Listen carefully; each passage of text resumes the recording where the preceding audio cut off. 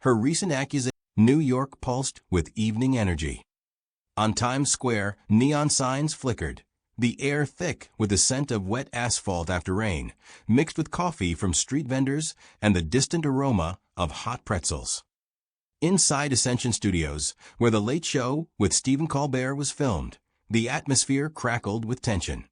Backstage, in narrow corridors cluttered with cables and empty coffee cups, voices of technicians and producers buzzed. Tonight's guest, Congresswoman Jasmine Crockett, was on everyone's lips.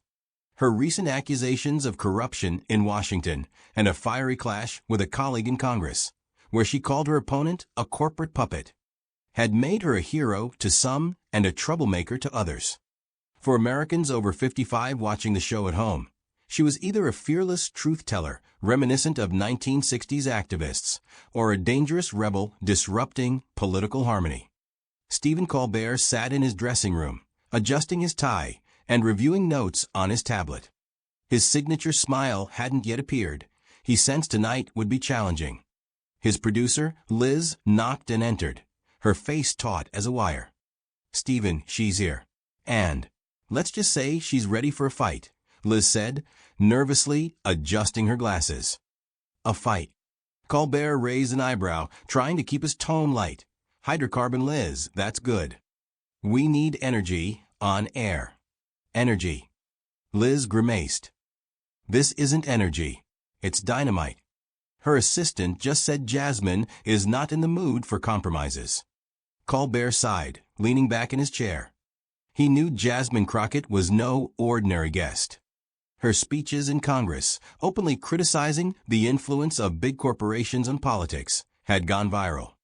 But her sharp style and personal jabs, like commenting on a colleague's bad wig, sparked controversy.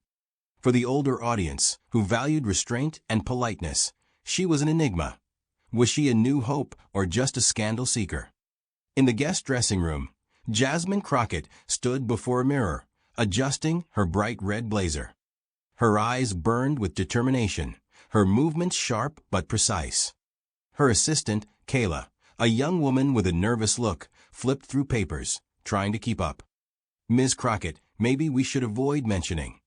You know, that incident in Congress," Kayla said quietly, her voice trembling.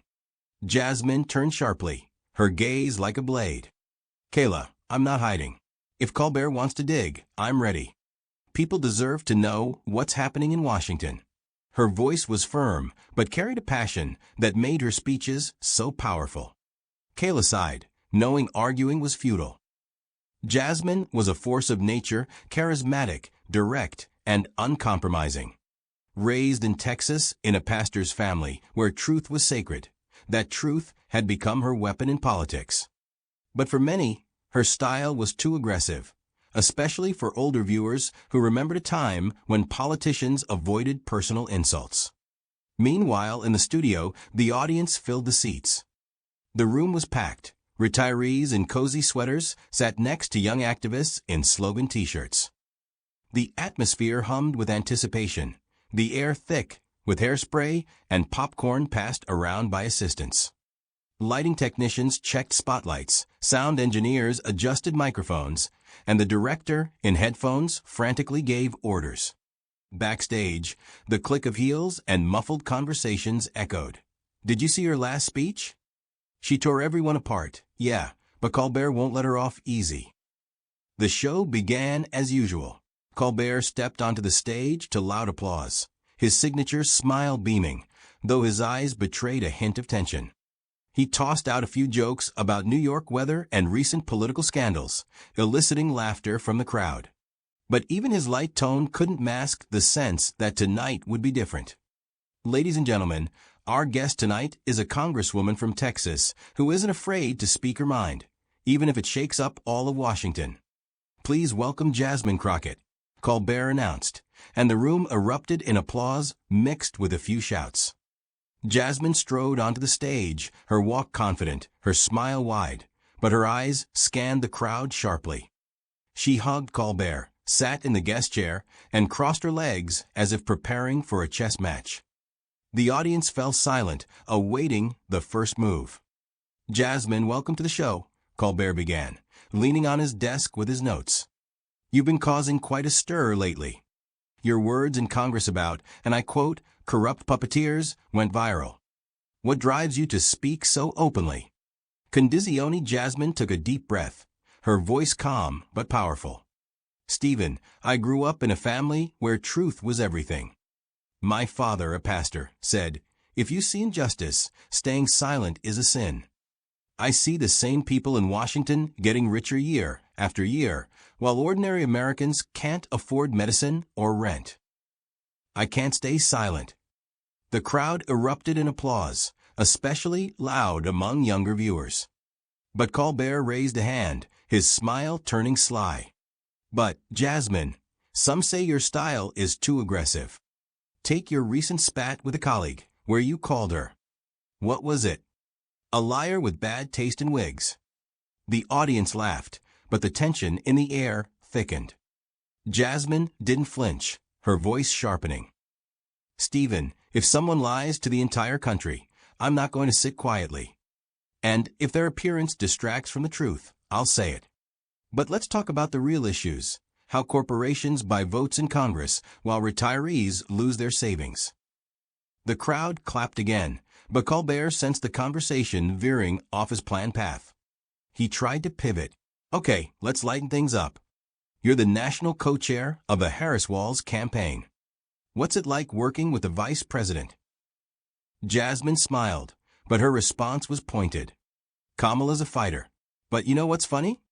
People want to talk about her laugh instead of how she's fighting for affordable health care. It's the same game, Stephen. Distraction." Colbert nodded, but his patience was wearing thin. He leaned forward, his tone more serious. "Jasmine, I get your passion. But when you call people names or make personal attacks, don't you think it makes dialogue impossible?" Jasmine sighed, her voice quieter but firmer. "Stephen, I want dialogue. But when someone lies to protect their interests, I'm not going to sit and nod. I'll speak the truth, even if it's uncomfortable. And if that means calling a liar, I'll do it." The audience roared with applause, but Colbert looked concerned. He knew the show was teetering on the edge. Jasmine was charismatic, but her bluntness risked alienating part of the audience, especially older viewers who valued politeness and compromise. "All right," Colbert said, trying to defuse the tension. "Let's take a break. We'll be back with Jasmine Crockett and hopefully a little less fireworks." He smiled, but his eyes betrayed strain. As the show cut to commercial, chaos erupted backstage. Liz rushed to Colbert, her face pale. "Stephen, this is too much. She's going too far. We'll lose part of the audience if she keeps attacking everyone. Older viewers are already posting on X that she's too rude." Colbert removed his glasses, rubbing the bridge of his nose. "Liz, she's telling the truth. But maybe too harshly. I'll talk to her before the next segment." Meanwhile, Jasmine sat in her dressing room, sipping water. Kayla looked terrified. "Miss Crockett, maybe tone it down a bit?" "Colbert seems nervous." Jasmine locked eyes with her, her gaze fierce. "Kayla, I'm not here to make everyone comfortable. I'm here to speak the truth. If Colbert can't handle it, that's his problem, not mine." When the show resumed, Colbert shifted tactics. He started with a softer question about her childhood in Texas, hoping to ease the tension. "Jasmine, tell us how your upbringing shaped your politics." Jasmine answered, her voice warming. "I grew up in Dallas, in a simple family. My father was a pastor, my mother a school secretary.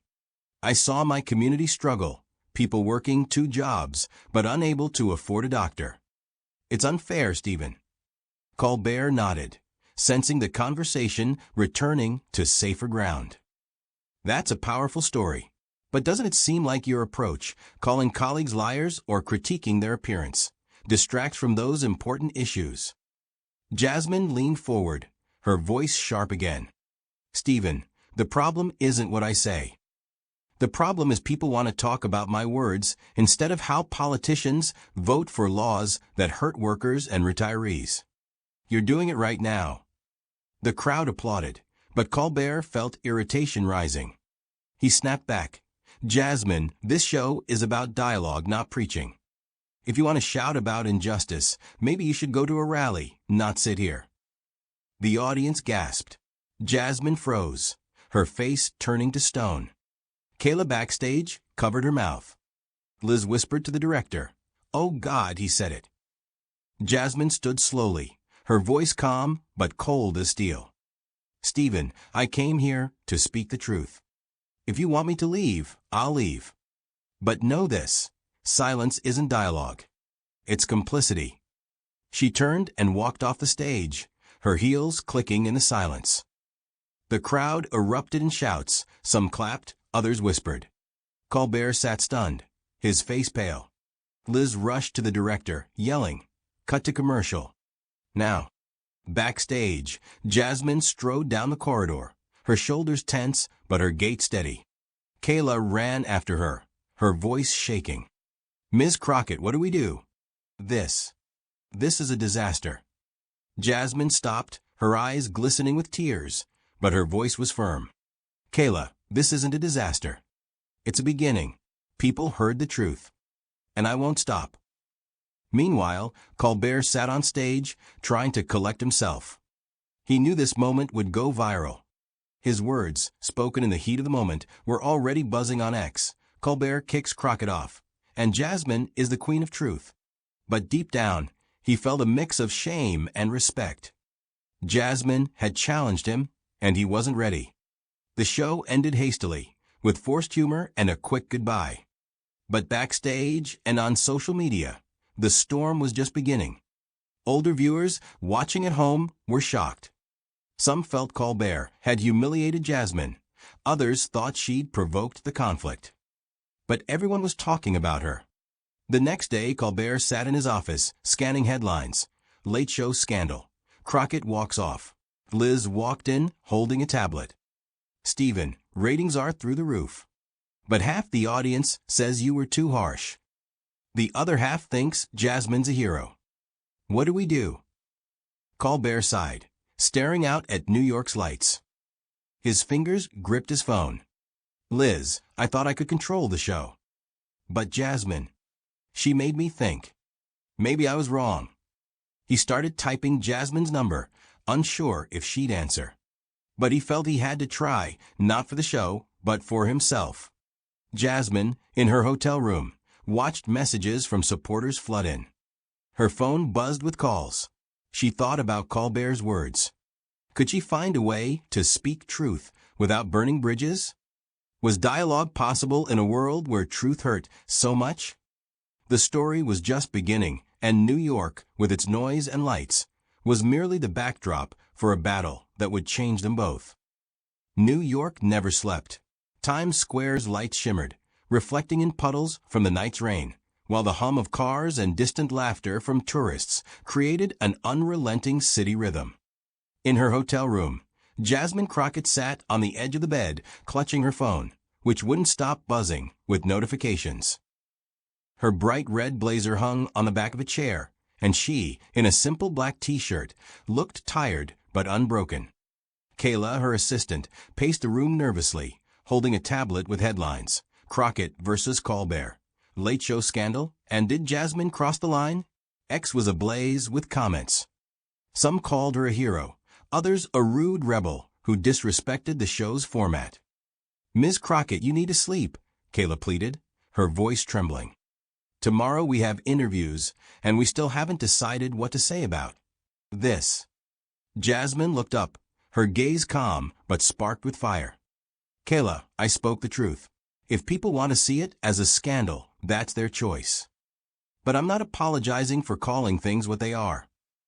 Kayla stopped, clutching the tablet. "But half the posts on X are from people over 55. They say you were too harsh, that Colbert was just doing his job. If we don't respond, we could lose their support." Jasmine smiled, but there was a hint of bitterness in it. "Kayla, those people grew up in an era of polite political bows. They want me to speak softly, but truth isn't soft. I can't change the system if I play by its rules." She stood and walked to the window, gazing at the city's lights. Her thoughts drifted back to Colbert. His words, "If you want to shout about injustice, go to a rally, cut like a knife." But deep down, she sensed he wasn't the enemy. He was part of a system that valued comfort over truth. And yet, maybe there was something more in him, something she could awaken. Meanwhile, in his Upper West Side apartment, Stephen Colbert sat in an armchair, holding a glass of whiskey. The TV was off, but his phone buzzed with messages. Liz had sent a report. The show's ratings had skyrocketed, but feedback was polarized. Older viewers, who'd watched his show for years, wrote that he'd lost control or let a guest humiliate him. Younger ones defended Jasmine, calling her an icon of truth. Colbert felt a heaviness growing in his chest. He hadn't meant to push her out. The words had slipped out in the heat of the moment, and now he didn't know how to fix it. He opened his laptop and rewatched the show. The moment when Jasmine stood and said, "Silence is complicity," made him freeze. She was right, and that stung the most. He'd built a career on being a voice of reason, but had he become part of the same distraction game she criticized? Colbert picked up his phone and stared at Jasmine's number. He started typing a message. "Jasmine, I want to talk. Not for the show, but for me. You made me think." But he stopped, deleted the text, and tossed the phone onto the couch. What could he say? Apologize? Invite her back? Would it look like a ratings grab? The next morning, New York woke to the buzz of news. In coffee shops and at bus stops, people debated the scandal. In a Manhattan diner where retirees sipped morning coffee, 67-year-old Martha, a former teacher, argued with her friend. She was rude, Frank, Martha said, holding a newspaper. Colbert was trying to have a dialogue, and she just attacked. "Martha, she told the truth," Frank replied, adjusting his glasses. "Politicians have been lying for years, and we want her to be polite. I like her fire." Meanwhile, Jasmine prepared for an MSNBC interview. Kayla urged a softer tone, but Jasmine had other plans. She went on air in a simple blue dress, her voice calm but confident. "Yesterday, on Colbert's show, I spoke the truth," she began. "I don't want to fight or offend. But when we avoid tough topics, we let injustice continue. I'm ready for dialogue, but it has to be honest." The host, an older journalist with gray hair, nodded. "But, Congresswoman, doesn't your style push away people who might support you? Like older Americans who value restraint?" Jasmine took a deep breath, her eyes shining. "I understand my style can seem harsh, but I speak for people who have no voice, retirees losing health care, workers who can't feed their families. If my truth unsettles someone, I'm ready to talk. But I won't stay silent." The interview went viral, and older viewers who'd previously criticized Jasmine began to reconsider. Her words about retirees and workers resonated, reminding them of their own struggles. X lit up with posts, "Maybe Crockett's blunt, but she's right about the system. And why are we focusing on her tone instead of the issues?" Colbert watched the interview in his studio office, holding a coffee. Liz walked in, her face less tense than the day before. "Stephen, her interview's gaining traction. And people are starting to say you were too harsh. We need to do something." Colbert nodded, his gaze thoughtful. "Liz, I don't want this to look like PR. But I want to talk to her, not for ratings, but because she made me see myself differently." He picked up his phone and this time sent a message. "Jasmine, it's Stephen. I was wrong yesterday. Can we talk? Not for the show, just as people." Jasmine saw the message as she rode in a taxi to her next meeting. She froze, her fingers hovering over the screen. Kayla, sitting beside her, noticed her hesitation. "Are you going to reply?" she asked quietly. Jasmine sighed, gazing at the city through the window. The scent of coffee from a street vendor wafted through the open window, and the honks of cars created New York's familiar chaos. "Maybe," she said, "but if he wants to talk, it has to be real. No cameras, no games." That evening, Colbert sat in a quiet bar near the studio, where the air smelled of wood and whiskey. He chose a corner table, away from prying eyes. Jasmine walked in, wearing jeans and a simple jacket, no trace of yesterday's combative energy. She sat across from him, her gaze sharp but not hostile. "You said you wanted to talk," she began. "So talk." Colbert cleared his throat, his voice low. "Jasmine, I didn't plan what happened. I thought I could control the show, but you made me feel like I'm playing the same game you criticize. I want to understand how to have a dialogue without dodging the truth." Jasmine studied him, her face unreadable. "Stephen, dialogue isn't just words. It's being willing to listen, even when the truth hurts. You asked about my style, but not why I speak that way. You didn't ask about the people suffering under the system I'm trying to change." Colbert nodded, his fingers tightening around his glass. "You're right. I didn't ask. But I want to know. Not for the show, but for me." Jasmine softened slightly, but her voice remained firm. "Then start by listening. Not to me, to the people. Retirees who can't afford medicine. Parents working 3 jobs. Their stories are what keep me going. If you want dialogue, start with them." They talked for another hour, and the bar, with its dim lighting and scent of aged wood, witnessed something rare, a moment when 2 people, divided by roles and formats, began to see each other. Colbert didn't promise to change his show, and Jasmine didn't promise to soften her tone. But a sliver of understanding emerged between them. As Jasmine left the bar, the cold New York air stung her cheeks. She looked at the city's lights and felt something shift. Not in the system, not in politics, but in herself. She could fight, but maybe dialogue was another weapon. Colbert stayed in the bar, finishing his whiskey. He thought about her words, and the people whose stories he'd never heard. For the first time in years, he felt his show wasn't just entertainment, it was a chance to do something more. The city hummed, and their story was just the beginning. New battles, new conversations, and perhaps new hopes lay ahead. But that night in a quiet bar was the first step. New York thrummed with its relentless rhythm, taxi horns, laughter from Times Square tourists, the scent of roasted chestnuts from street vendors. The city was alive, but for Jasmine Crockett and Stephen Colbert, it became the backdrop for a quiet, profound transformation. 2 weeks had passed since their bar conversation, and though the Late Show scandal still buzzed on X, public attention was shifting. Older Americans, who'd initially criticized Jasmine for her bluntness, now posted comments like, "She speaks for us retirees, and Colbert should give her another chance." Something in her MSNBC words about people struggling had struck a chord with those who remembered tougher times. Jasmine sat in her Washington office, sifting through letters from constituents. One, handwritten by 72-year-old Edna from Oklahoma, made her pause. "I lost my health insurance after my husband died," Edna wrote. "Your words on Colbert's show gave me hope someone's fighting for us. Don't stop." Jasmine set the letter down, her fingers trembling.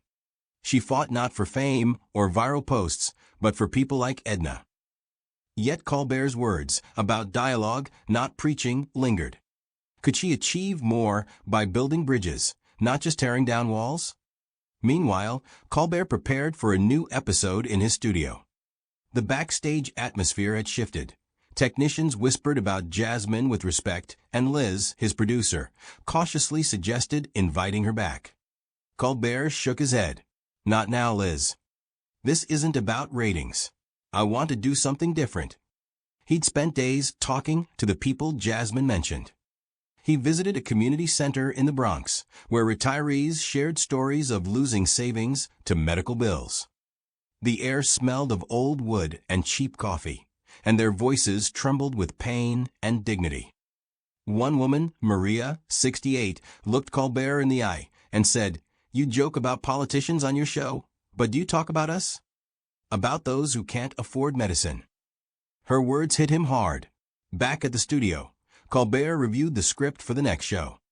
Jokes about weather and political scandals felt hollow. He grabbed a pen and started writing a new opening, not for laughs, but for conversation. That night, The Late Show began differently. The audience, expecting the usual humor, waited, but Colbert stepped out without a smile. His suit was impeccable, but his eyes were serious. "Ladies and gentlemen," he began, standing in front of his desk, "2 weeks ago, something happened on this show that made me think. Jasmine Crockett came here to speak the truth, and I wasn't ready to listen." The room fell silent, save for faint whispers. Colbert continued, "I invited her back, not to fix ratings or close the issue. I want us to talk, not about politics, but about people. About those struggling while we laugh here." The camera panned to Jasmine, seated in the guest chair. She wore a simple green dress, her face calm, but her eyes watching Colbert closely. The audience erupted in applause, but she raised a hand, asking for silence. "Stephen," she began as the applause died down, "I came because you said you wanted to listen. But I'm not here for myself. I'm here for Edna from Oklahoma, who lost her health insurance. For Maria from the Bronx, who can't afford medicine. Their stories are what matter." Colbert nodded, his voice soft. "You're right, Jasmine. I've spent the last weeks listening to people like them. And I realize my show isn't just about jokes. It's a chance to talk about what hurts." They spoke for half an hour, and it wasn't like a typical talk show. Jasmine discussed a bill she was working on to expand Medicaid access. Colbert shared stories of people he'd met in the Bronx. The audience listened, breathless, and older viewers at home felt their hearts tighten. This wasn't entertainment, it was a conversation that touched souls. When the segment ended, Colbert stood and extended his hand to Jasmine. She shook it, but her gaze was firm. "This is just the start, Stephen," she said quietly. "Truth needs action, not just words." He nodded, and the audience roared with applause. Backstage, Liz wiped tears, whispering, "This is the best thing we've ever done." In the weeks that followed, their conversation rippled outward. X filled with posts from retirees sharing their stories. "I lost everything to medical debt. Thank you, Jasmine, for fighting." Colbert began dedicating part of each show to real issues, from homelessness to education. His ratings dipped among those wanting only laughs, but soared among those seeking meaning. Older viewers, who'd once doubted Jasmine, now sent her letters of support. Jasmine returned to Washington with renewed energy.